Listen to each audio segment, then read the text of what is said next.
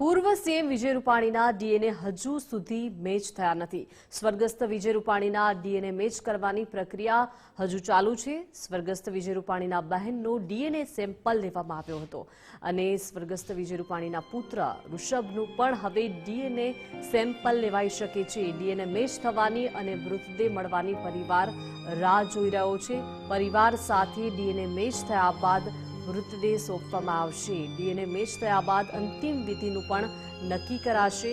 રાજકોટમાં અંતિમ વિધિ ક્યારે થશે તેની જાણ કરવામાં આવશે તેવું પરિવારજને જણાવ્યું છે।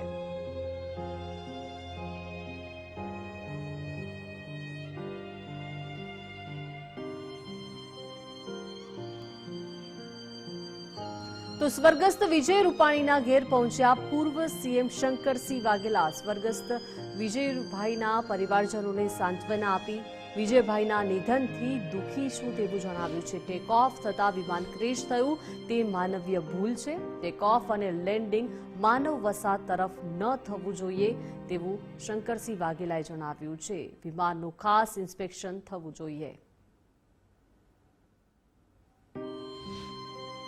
सुनने के बाद ऐसा लगा कि कॉमर्शियल फ्लाइट जो है इनका कॉमर्शियल रिटर्न की अपेक्षा होती है, तो इंस्पेक्शन इसका सही हो, बार बार हवाई जहाज का मुलायजा लिया जाए और इनके ऊपर स्ट्रांगली जो नियमन लगने चाहिए वो लगने चाहिए।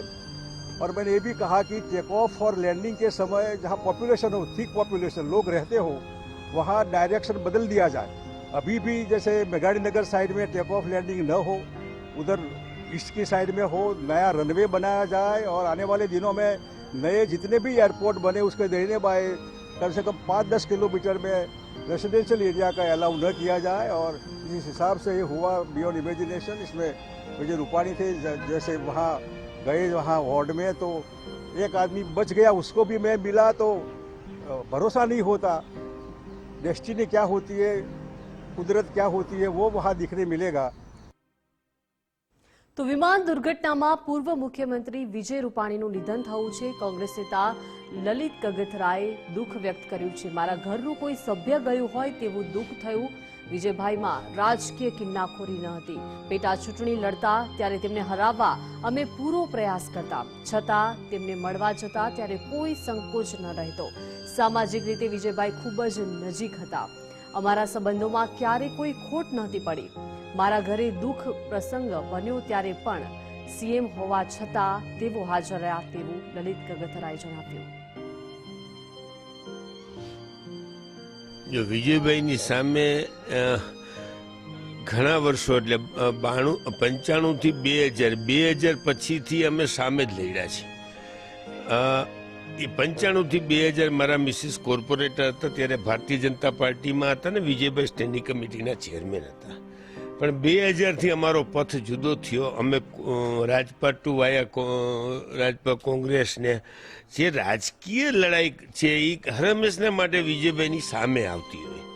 રાજકોટ 2ની ચૂંટણી મને યાદ છે, વજુભાઈ લડ્યા હતા, કાશ્મીરાબેનને અમે લડાવી હતી। તે પછી અમે આ પેટા ચૂંટણીમાં વિજયભાઈ લડ્યા તો અમે જયંતિભાઈ કાલરિયાને લડાવ્યા હતા। જનુનતાથી અમે વિજયભાઈની સામે કામ કર્યું હતું।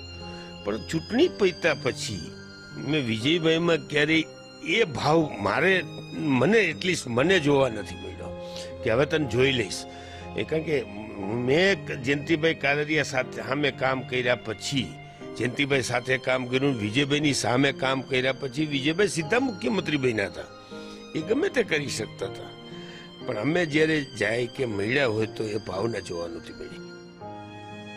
તો રાજકોટમાં સ્વર્ગસ્થ વિજયભાઈના અંતિમ દર્શન માટે તૈયારીઓ થઈ રહી છે। પ્રાર્થના સભા માટે તૈયારીઓ શરૂ કરવામાં આવી છે। સ્વર્ગસ્થ વિજયભાઈના નિવાસ સ્થાને તૈયારીઓ શરૂ કરાઈ। પારસ સોસાયટીમાં મહાદેવ મંદિરમાં આ તૈયારીઓ શરૂ થઈ છે।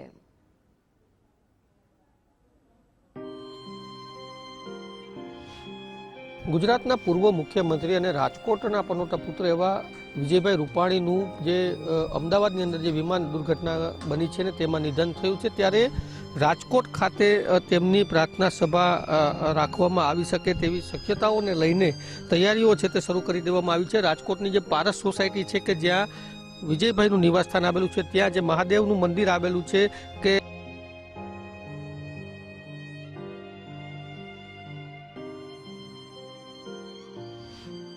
ગુજરાતના પૂર્વ મુખ્યમંત્રી અને રાજકોટના પનોતા પુત્ર એવા વિજયભાઈ રૂપાણીનું જે અમદાવાદની અંદર જે વિમાન દુર્ઘટના બની છે ને તેમાં નિધન થયું છે, ત્યારે રાજકોટ ખાતે તેમની પ્રાર્થના સભા રાખવામાં આવી શકે તેવી શક્યતાઓને લઈને તૈયારીઓ છે તે શરૂ કરી દેવામાં આવી છે. રાજકોટની જે પારસ સોસાયટી છે કે જ્યાં વિજયભાઈનું નિવાસસ્થાન આવેલું છે, ત્યાં જે મહાદેવનું મંદિર આવેલું છે કે એવું પણ જે સ્થાનિક તેમના પાડોશીઓ કહી રહ્યા હતા કે વિજયભાઈ જ્યારે પણ કોઈ શુભ કામ માટે જતા અથવા તો કોઈ રાજકીય કામ માટે જતા ત્યારે અહીંયા મંદિરે દર્શન કરીને જ જતા હતા અને આ મંદિર ખાતે જ તેમની પ્રાર્થના સભા છે તે રાખવામાં આવે તેવી શક્યતાઓને લઈને અત્યારે તૈયારીઓ છે તે હાથ ધરવામાં આવી છે. સાફ સફાઈ અત્યારે કરવામાં આવી રહી છે. જે ગ્રાઉન્ડ છે તે તૈયાર કરવામાં આવી રહ્યું છે, કેમ કે વિજયભાઈ ન માત્ર પૂર્વ સીએમ હતા પરંતુ રાજકોટમાં પણ એક સામાજિક વ્યક્તિ તરીકે પણ તેમનો એક ફાળો રહ્યો છે અને એટલા જ માટે રાજકોટવાસીઓનો એક અનેરો નાતો વિજયભાઈ સાથે રહેલો છે. ત્યારે આજે પારસ સોસાયટીની અંદર જે મહાદેવનું મંદિર આવેલું છે ત્યાં પ્રાર્થના સભા સહિતની જે તૈયારીઓ છે તે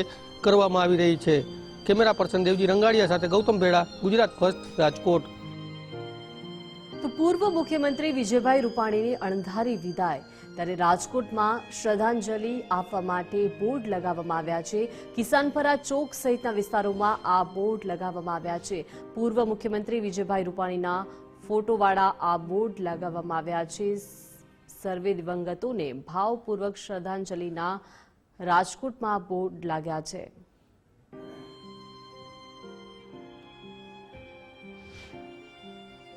અમદાવાદમાં બનેલ પ્લેન દુર્ઘટનામાં ગુજરાતના પૂર્વ મુખ્યમંત્રી અને રાજકોટ શહેરના વતની અને જે રાજકોટ સહિત સમગ્ર ગુજરાતની અંદર ભારતીય જનતા પાર્ટીમાં ખૂબ જ મોટું નેતૃત્વ નિભાવી ચૂક્યા છે એવા વિજયભાઈ રૂપાણી છે, તેમનું નિધન થયું છે અને આ કારણે રાજકોટવાસીઓમાં શોકનું વાતાવરણ છે. એક બાજુ આજે રાજકોટવાસીઓ છે તેમને ખાસ કરીને વેપારીઓ કે જે ચેમ્બર ઓફ કોમર્સ હોય, કાપડ બજાર હોય, જે પરા બજારના જે દાણાપીઠના વેપારીઓ હોય, આ તમામ medical association, chamber of commerce સહિતના તમામ જે વેપારીઓ છે તેમના દ્વારા આજે બંધનું એલાન આપવામાં આવ્યું છે. તો સાથે સાથે એક શ્રદ્ધાંજલિના ભાગરૂપે રાજકોટ શહેરના અલગ અલગ વિસ્તારો અને મુખ્ય રાજમાર્ગો ઉપર જે પૂર્વ મુખ્યમંત્રી છે વિજયભાઈ રૂપાણી તેમની શ્રદ્ધાંજલિના પોસ્ટરો લગાવવામાં આવ્યા છે. વિજયભાઈ રૂપાણીની જે સ્વભાવની જો વાત કરવામાં આવે તો રાજકોટવાસીઓ પણ ઘણી વખત કહેતા હતા કે એક સામાન્ય અને સરળ સ્વભાવના જે એક વ્યક્તિત્વ ધરાવતા હતા.